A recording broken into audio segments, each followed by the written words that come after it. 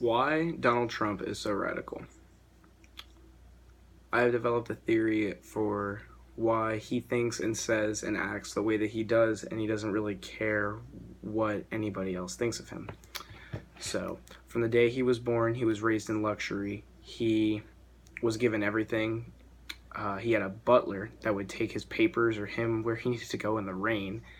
So I think as it started off, his family was probably racist, so that's why he has said the remarks that he has said about non-white people. Um, his dad told him theories in life of how he believed that there were killers and that there weren't, and if you weren't a killer, you weren't going to be successful in life. You weren't going to have anything. You were a failure, essentially. So Trump really thrived on that idea and wanted to be a killer and did everything that he could to be one. And at a young age, he was sent to a military academy for acting up, and his father sent him there.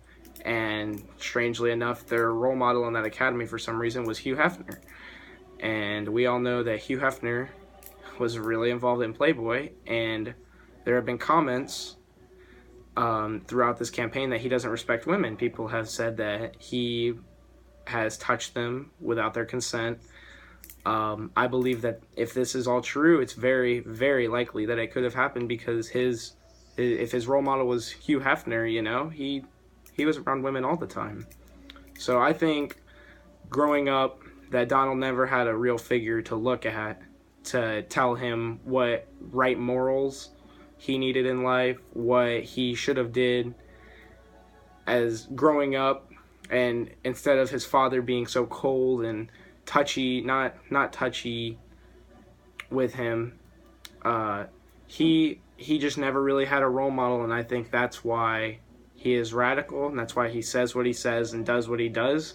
He is almost just cutthroat, and he just wants to do whatever is going to make Donald be successful. And if he had a role model as a child, I believe that he easily could have turned out to be a more morally just person.